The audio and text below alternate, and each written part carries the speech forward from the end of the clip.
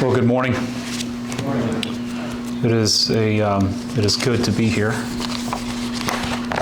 and to share with you today. It is exciting for me to see a group of believers in this part of the country where there aren't too many groups like this around. And so it's exciting to see a group gathered here this morning and worship the Lord together in spirit and in truth. I was blessed especially when I walked in here this morning to see the youth praying. Thank you all for gathering and praying. I trust that it was a blessing to you as you shared together here this morning. Now, I don't know you all well, and so the message that I brought along today to share with you isn't because I know what's happening in your community here. I don't know the background, a lot of the background that you come from necessarily, and so don't feel like I am pointing a finger at you or anything like that. But I was struck by what was shared this morning, Brother Kurt's Andrew, yes. In what he said about the herdsmen of Abraham and Lot.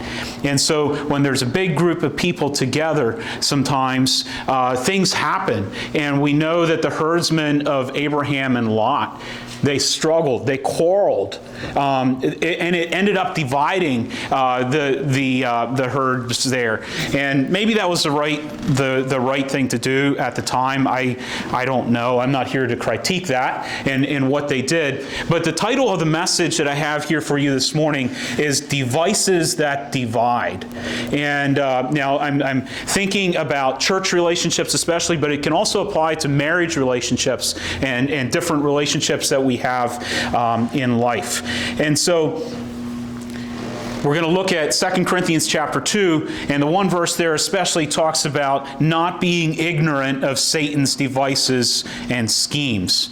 Now, when you have a relationship, whenever there's more than one person in a relationship, there is that possibility of division. There is that possibility of struggles arising in the relationship. This is true whether those in the relationship are following Christ or not. Yes, we would like to think that if two people are following Christ and their goal is to serve Christ, that it's going to go well. Conflict is going to be absent. But the reality of life is it's not always absent. Conflict does arise. And honestly, sometimes I'm just one person, but sometimes I wonder if I get along with myself. You know, you have that conflict within yourself. And so there's devices that divide. And so I believe Satan tries to interfere in the lives of believers. And especially I think of I'm from Connecticut, and I don't necessarily say normally that people in the Northeast are just warm and welcoming. You have to get under the crust that's out, of a person, and then there is that warmth. But I believe that especially in this area of the country that is so spiritually cold at times, that Satan would love to divide God's people and bring division when we are trying hard to serve God together. Turn with me to 2 Corinthians chapter 2, and I'd like to read the first 11 verses in this passage. 2 Corinthians chapter 2, verses 1 through 11. Now remember that Paul is writing to the church at Corinth, and he had, it seemed like the church at Corinth was maybe a little bit like maybe a problem church, or, it doesn't seem like it was quite his easiest task, maybe like the church at Ephesus or some of those churches. But there was some struggle that happened here, and even in Paul's relationship with the church. If you read the books of 1st and 2nd Corinthians, it seems like they doubted him and sometimes doubted his authority. Okay. Okay, 2 Corinthians chapter 2 and verse 1. But I determined this with myself, that I would not come again unto you in heaviness. For if I make you sorry, who is he then that maketh me glad? But the same which is made sorry by me. And I wrote this same unto you, lest when I came, I should have sorrow from them of whom I ought to rejoice, having confidence in you all, that my joy is the joy of you all. For out of much affliction and anguish of heart, I wrote unto you with many tears, not that ye should be grieved, but that ye might know the love which I have more abundantly unto you.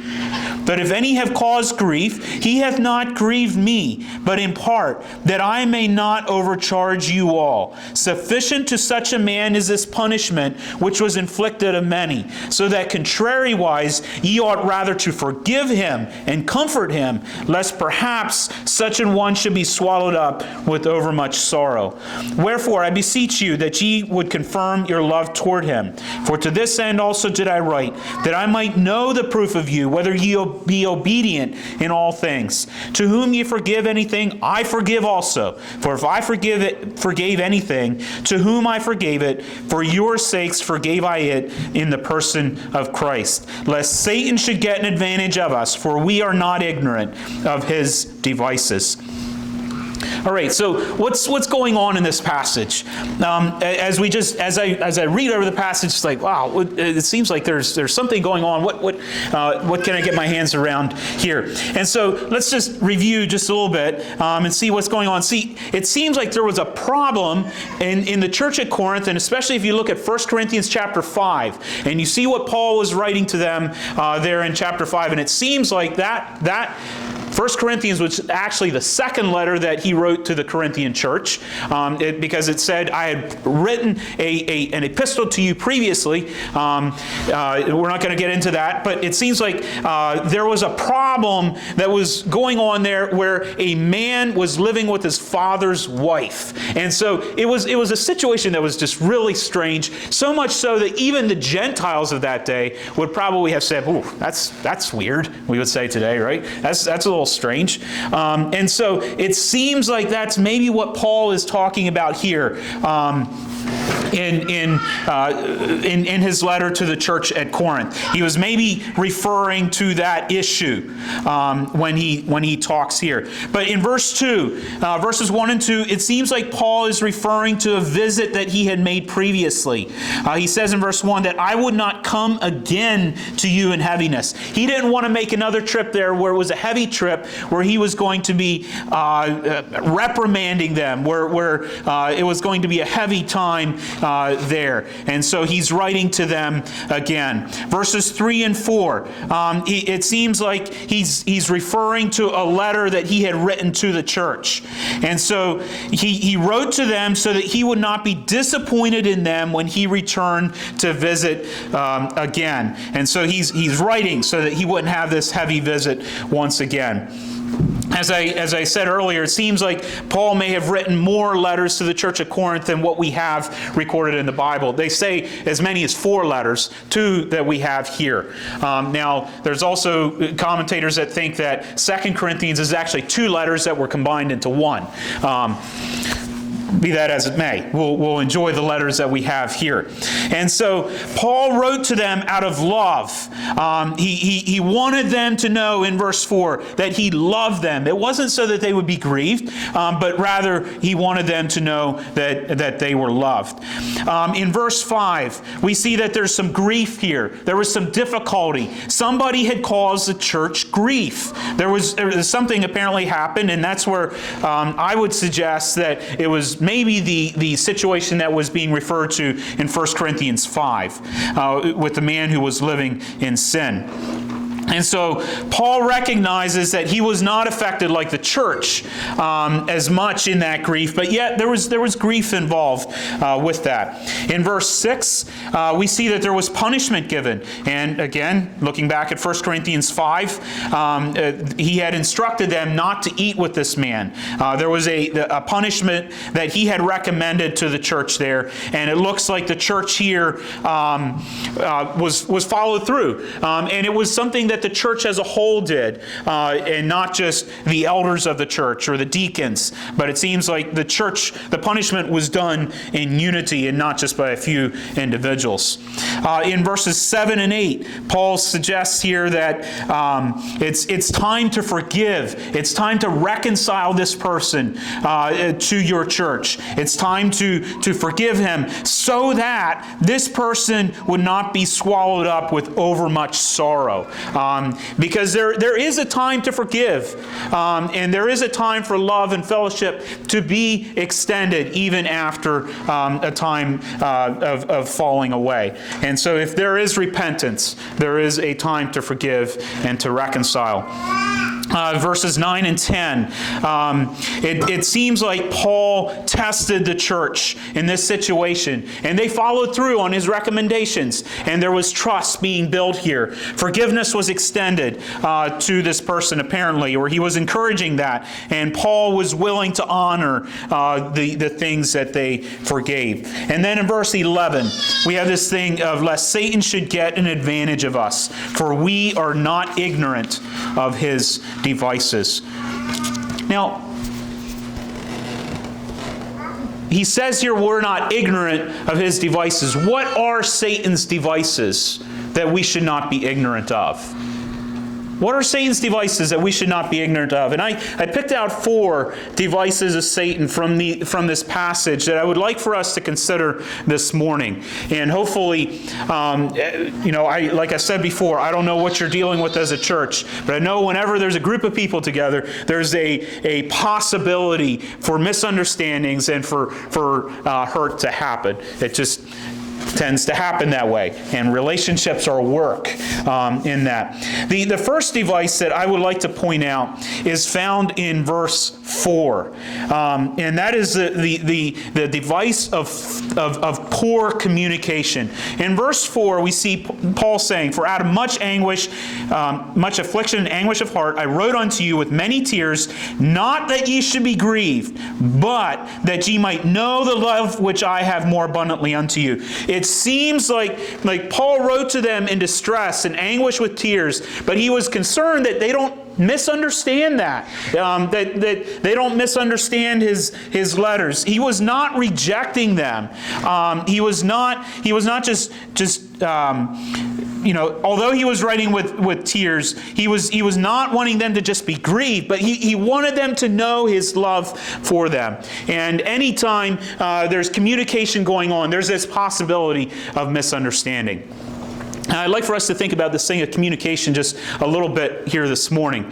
And I thought maybe there would be a chalkboard here, a whiteboard, and so I was going to give you a diagram. I'm going to talk through it with you, and hopefully you can follow me as I do this. And a couple years ago, I taught a public speaking class, and this diagram came out of that class as we think about communication. So you think about communication. How does it happen? What is the basic core element of communication? First of all, you have a sender. So we'll say the sender is over here, and the sender is sending communication over to a receiver on the far end. Now, how does he do that? How does he communicate? Well, he encodes his communication and what he wants to say, and there, right in the middle, you have a signal. All right? So the sender is encoding what he wants to say. It might be through words. It might be through an email. It might be through a text message. Or what do they call it these days? I don't know, Snapchat or Instagram. I don't know. There's all kinds of ways to communicate today. That's beside the point. That's your signal. That's how you're doing it. That's what the other person is seeing. So the receiver sees the signal and is trying to decode the signal of what's happening. And so there's the receiver is over here looking at the sender, and he's trying to understand what the signal means. All right, and so and then in that there's feedback that goes from the receiver back to the sender. Now, that may seem complicated. When you think about everything that goes on in communication, it is complicated. It's not. It just doesn't seem complicated, but it is. Like, how can we understand the signals that we send to each other? And some of that is through feedback and things like that. But not only that, in the middle of all of this, in trying to figure out what the signal means, there's also barriers of communication that can happen as well. There's different things. Maybe time. Maybe I don't have time to figure out what the signal means. I don't know how to do that. Maybe there's attitudes that I'm not even aware of. Maybe there's static on the cell phone. No, you just dropped the call now. But or maybe there's assumptions that you're making in your communication. Larry Crabb, Dan Allender, in their book, I think it was in their book Encouragement, said this: the greatest barrier may be when we think we know that when we think we know what the other person is saying. I'm sorry. Greatest barrier may be when we think we know what the other person is saying, but we don't. Okay, so we think we know what the signal means, but we really don't. And that's where some of the greatest barrier can come into. So the sender is encoding it into a signal that is then decoded by the receiver. Sometimes I struggle to put my thoughts into words, and that can be a barrier in communication as well. Sometimes there's different cultural terminology, or maybe my body language doesn't match with the message. There's different things that can go on there. Let me just use this example, and some of you may understand this more. So you're at church, and you're sitting together at church. Maybe it's before the service, maybe it's after the service, and husbands, your wife tells you, "I'm cold." What does that mean? Okay? So if my wife tells me she's cold, it can mean a number of things. It can mean I'm just cold. Maybe that's what it means. If a husband is saying it, that's probably what it is. It could mean go get my sweater. It could mean I'm ready to go home. It could mean I'm not feeling well.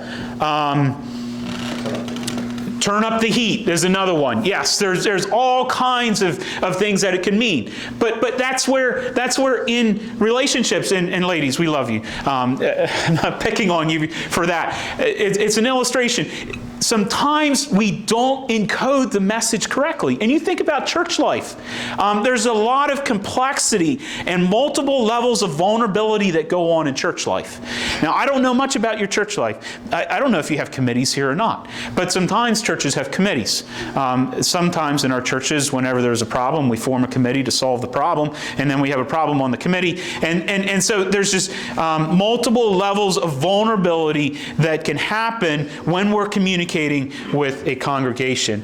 There's private conversations, there's public statements, and there's all kinds of things where Satan, if we're not careful, can try to get a foothold and use that thing of poor communication as a device to divide us. And so when assumptions are made about things, and especially when assumptions are made about what is between the lines, we get ourselves in trouble. And then we start assuming things about what the sender was trying to encode into the signal, and we start making assumptions onto that, and it just furthers the divide between us. And so let's be careful with that. I think Paul there in verse 4, he was concerned that the church understood his heart for him. And I am concerned in my congregation as well that my brother understands my heart for him and that I love him. Despite my futility sometimes in encoding the message that I want to get across, I do want my brother to understand me, and I trust that you want that as well in your congregation here. All right, so that's poor communication. And each of these devices we could spend a lot of time on, but we're going to have to keep moving. I don't see a clock in here, so I can talk as long as I want to from what Brother Raymond said. So, but we'll try to keep moving here through this. The second device that I see here, lest Satan should get an advantage of us, for we are not ignorant of his devices. The second one is found in verse 7. And here he's talking about he's talking to the congregation, so that contrariwise ye are rather to forgive him and comfort him. And so he was instructing the church to forgive. And the second device is that of unforgiveness. Or you can say a critical spirit, unforgiveness. Because unforgiveness becomes divisive in the church. And we need to be careful with that. Things happen. Life happens, and we struggle at times to forgive our brother. It shouldn't be this way. Mark 11, verse 25 and 26, and it's interesting that Jesus in this passage, he's talking about the prayer of faith, and if you have enough of faith, you're going to move mountains. But he says, and when you stand praying, forgive. But if you do not forgive, neither will your Father which is in heaven forgive your trespasses. And we also know, like in the Lord's Prayer, we say, and forgive us our debts as we forgive our debtors. And so there's this concept that Jesus taught to his disciples, is that the way you forgive your brother is the way that I'm going to forgive you. And so if we have a hard time forgiving, we need to be careful, because we need to realize that that's the way that God forgives us as well. And so as we forgive, we go through a process of opening ourselves to the possibility of being wronged again, especially as trust is restored. And forgiveness, I don't believe, is the same as trust. I think they're two different things. They may work together some, and you'll see that in some of my comments later here probably. Jesus told Peter not only to forgive 7 times, but rather 70 times 7. And we see that in Matthew chapter 18. And I would like to look at that just briefly here. Matthew chapter 18, and we have a parable that Jesus gives to us here in verses 23 to 35 when he's talking about forgiveness. I'll start reading in verse 23. Therefore is the kingdom of heaven likened unto a certain king, which would take account of his servants. And when he had begun to reckon, one was brought unto him which owed him 10,000 talents. But forasmuch as he had not to pay, his Lord commanded him to be sold, and his wife and children and all that he had in payment to be made. The servant therefore fell down and worshipped him, saying, Lord, have patience with me, and I will pay thee all. Then the Lord of that servant was moved with compassion, and loosed him, and forgave him the debt. And so here we have a man. I don't know how much he owed. He owed way more than he could ever pay back. It says 10,000 talents. What was that? I don't know. I'm going to say it was $10 million. He owed this huge sum of money, and he comes into the king, and the king says, hey, I need you to pay me back today. And he goes, I'm sorry, king. I can't do that. I can't do that today. I don't have the money. And so he begs for forgiveness, and the king says, oh, sure.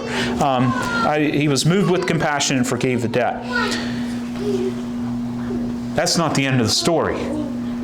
If that were the end of the story, maybe we wouldn't have the parable today. But then Jesus says in verse 28, but the same servant went out and found one of his fellow servants which owed him 100 pence, and he laid hands on him and took him by the throat, saying, pay me what thou owest. And his fellow servant fell down at his feet and besought him, saying, have patience with me, and I will pay thee all. And he would not, but he went and cast him into prison till he should pay the debt. So he went out just after the king had forgiven him these $10 million or whatever the amount was. And he went out and he found forgiveness. As I forgive, God forgives me. It's important, and especially in a church community, as a congregation, we need to forgive each other when wrong is done. I've read an interesting book by David Osberger, and I would highly recommend it, on forgiveness. Actually, it's kind of interesting. The first time I saw the book, the front of the book, I believe, is caring enough to forgive. And then you turn to the back, and I think you turn it upside down or something, and it said caring enough to not forgive.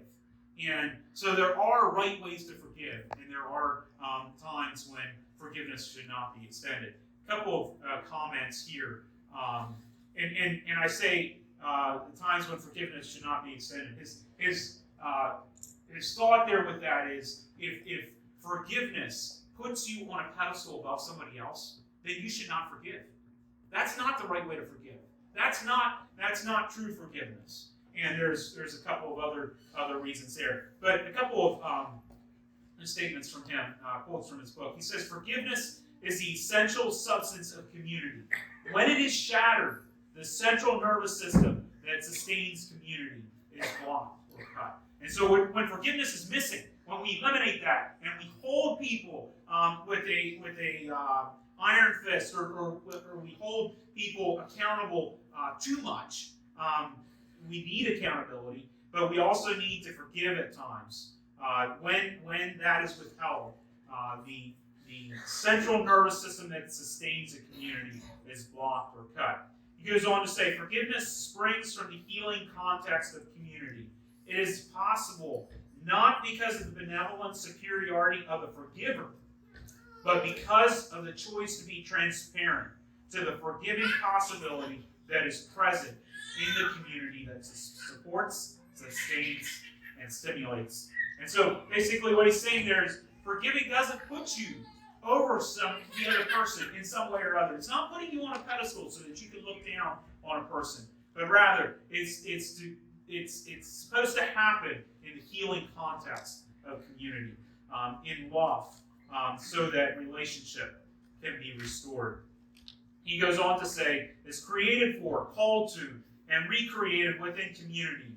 We human beings require a continuous dynamic process of maintaining that community with others. Forgiveness is that means to creative community. Forgiving is not an end in itself, but the opening of a self to join with others in loving community. It is within community that we truly come to know God and experience God's forgiveness. When we cut ourselves off from the forgiving love of God, when in begrudging another we cut off the brother who is God's channel for forgiveness, or shut out the sister who is the face of God to smile forgiveness, the voice of God to speak the word of forgiveness, the arms of God to receive us in reconciliation. And so when we refuse to give, as Paul was saying in verse 7 there, 2 Corinthians 2, he was telling the church, forgive him. If there's repentance, forgive. If we refuse, then we're shutting out the blessing of reconciliation. And that puts us in a dangerous place. Because often unforgiveness turns to bitterness. And we were warned in Hebrews chapter 12, verse 15, lest any root of bitterness springing up trouble you. And so let's be careful with that one. So we have two devices: miscommunication or poor communication, unforgiveness. The third one I see here is a thing of distrust. And this is in verse 6 and also in verse 10. In verse 6 we see, sufficient to such a man is his punishment, which was inflicted of many.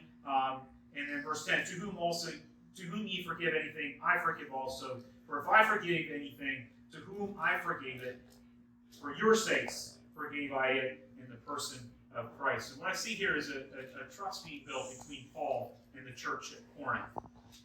This thing of trust and distrust, I feel, could be one of the most divisive on this list of devices. Because when trust breaks down,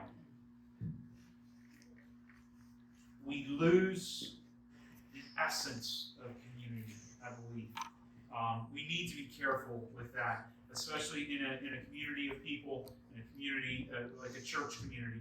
If trust is lost, then how can we continue to move forward? It's a scary thing.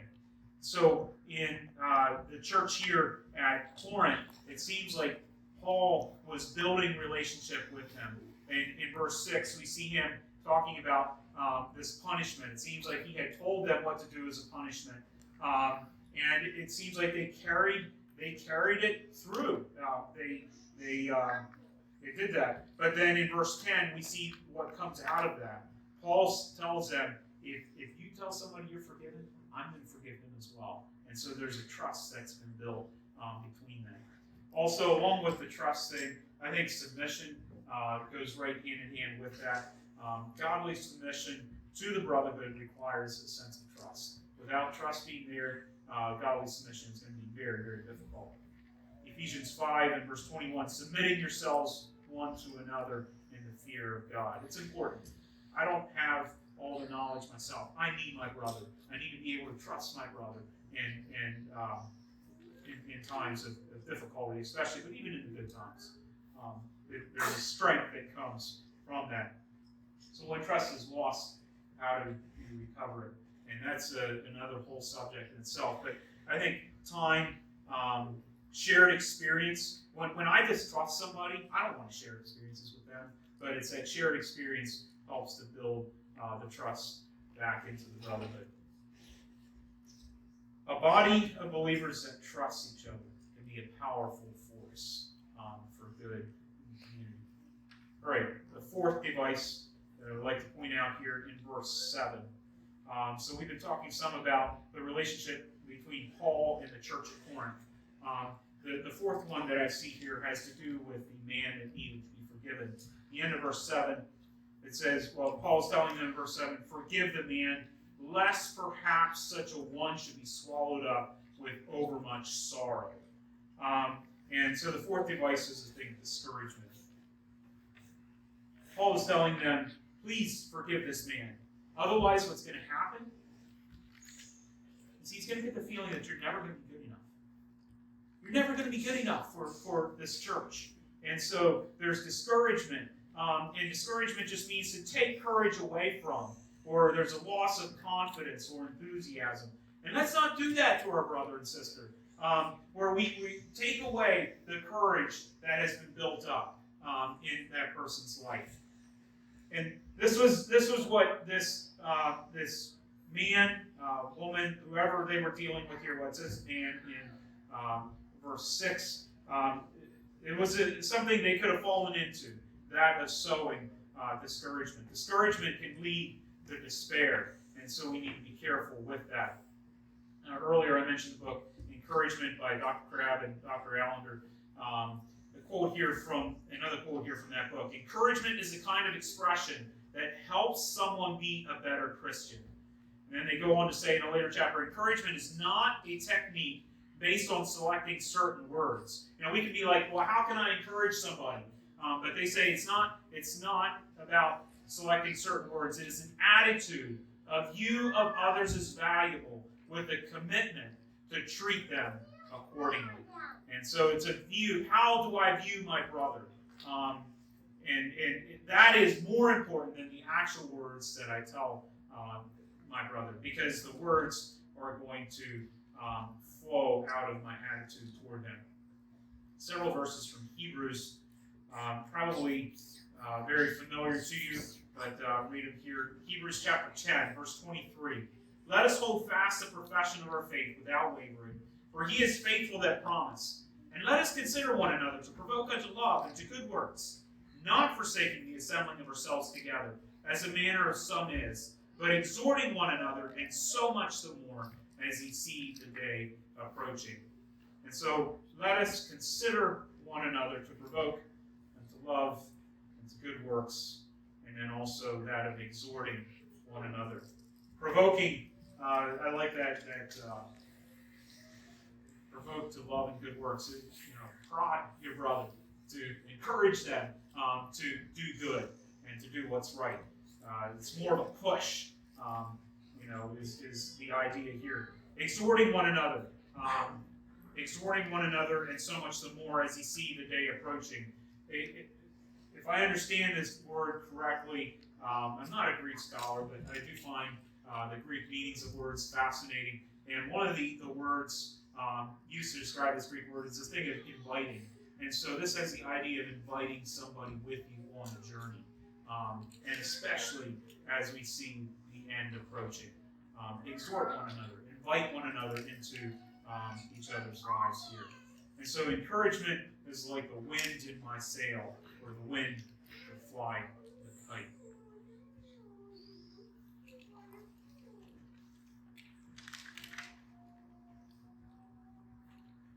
Let's be careful, lest Satan should get an advantage of us, for we are not ignorant of his devices.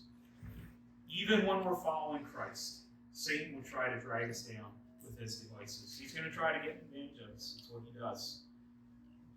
It's what he wants to do.